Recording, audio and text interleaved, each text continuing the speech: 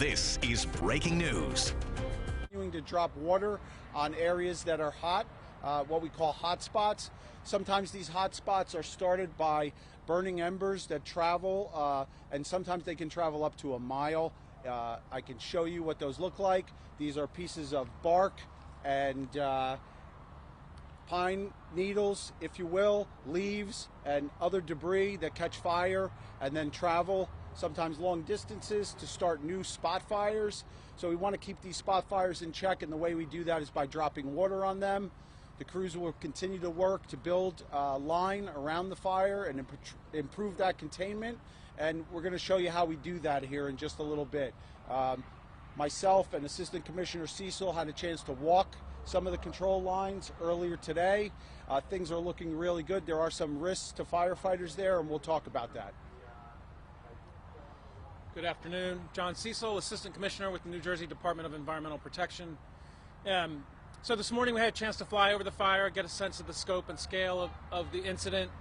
Then after we spoke with you all this morning, we walked back up in there, take a look at it close up, see the work of the hand crews.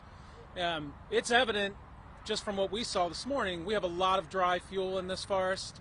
When the crews are putting fire on the ground, it takes off quickly. It's going a long distance. It's getting very hot. This is not what we would typically expect to see in an oak hickory forest. Earlier in the year, when we might be conducting prescribed burns, when you put the fire down, it goes really slow and kind of creeps along the forest floor.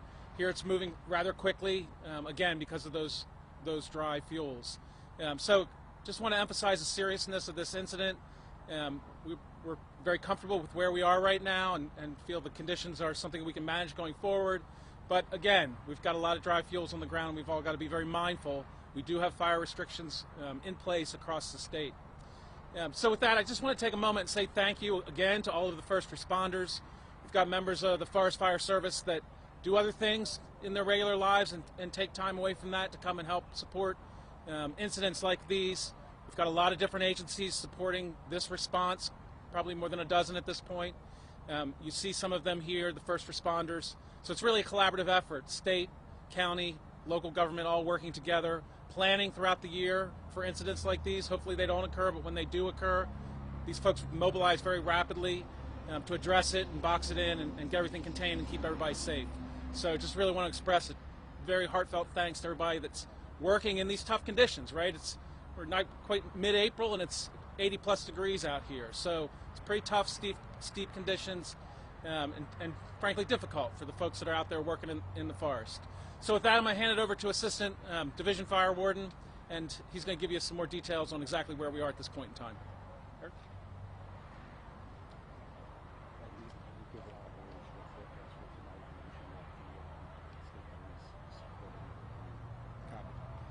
All right, so good afternoon. My name is Eric Weber, E-R-I-C-W-E-B-E-R. I'm the Assistant Division Fire Warden for the New Jersey Forest Fire Service for Division A, which is the northern region of New Jersey. Okay, this is the Canoose fire. Started yesterday around 2 p.m. We tried to go direct with the fire, but due to weather conditions yesterday, the dry fuels and the high gusty winds, we were unable to continue to go direct with the fire yesterday afternoon.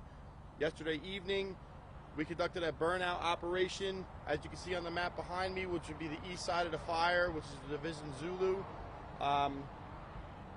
We conducted a burnout operation to kind of secure that fire line. That held overnight, held this morning, and is doing really well. So that area is in patrol status. On the east side, the west side of the fire in Division Alpha is where most of the work is being conducted now. We have a hand crew up there digging hand line manually. I'll show you in a second what that looks like. Going direct and indirect with the fire where they can, using some unofficial ATV trails that kind of go through the area.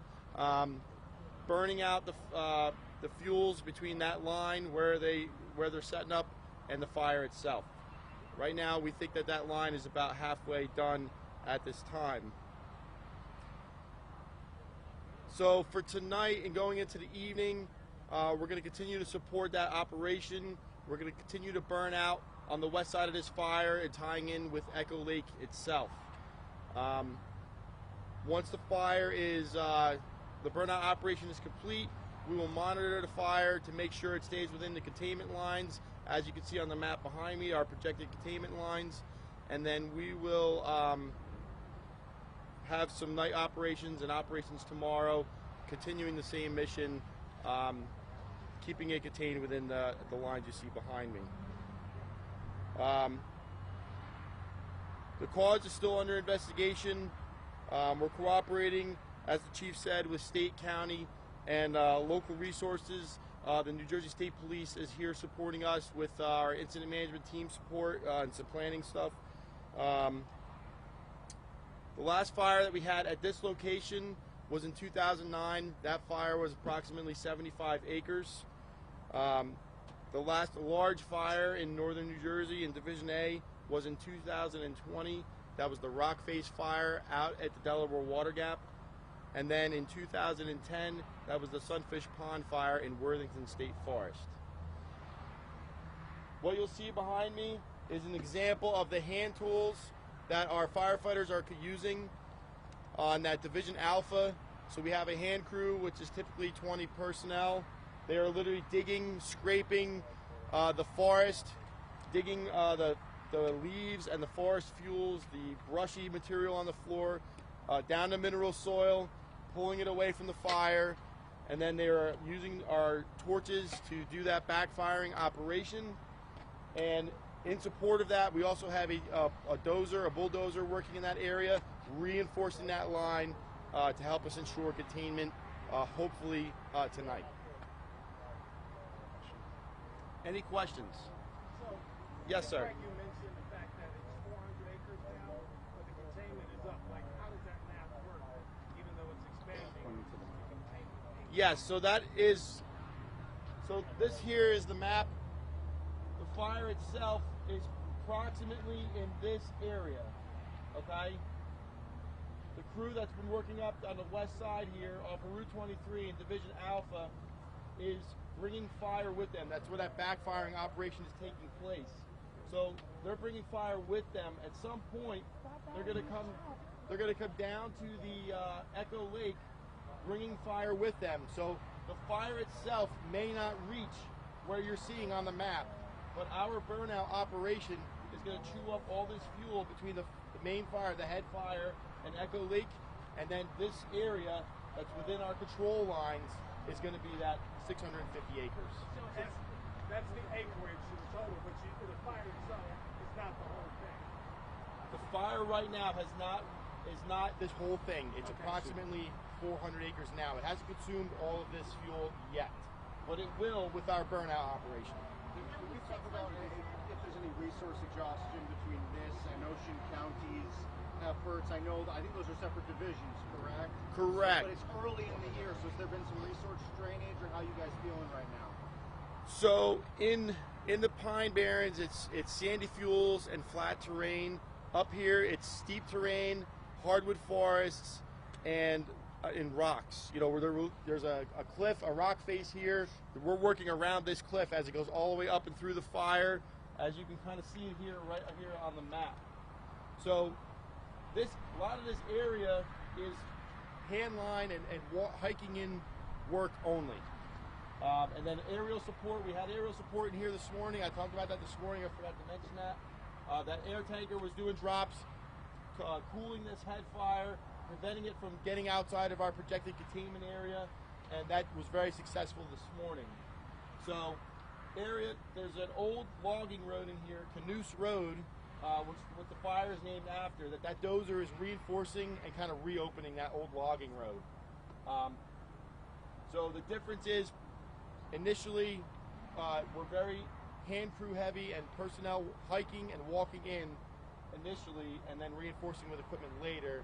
Whereas sometimes in the Pine Barrens, there's a lot more roads, and it's a lot easier to construct hand line with a dozer in that fuel type and terrain.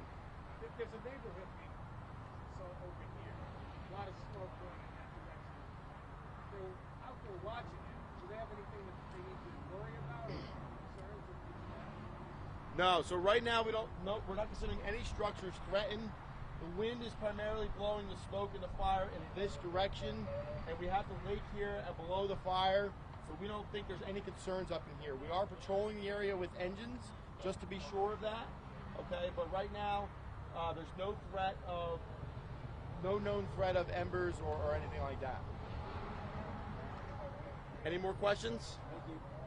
All right. Thank you. Thank you, guys. Thank you. Thank you, guys. Thanks for your updates. And you're always on time. I met Vern yesterday. Oh, Vern did you? on TV yesterday. Oh, you yeah, did? yeah, What's yeah. Vern doing? And the cat. Oh, thank you.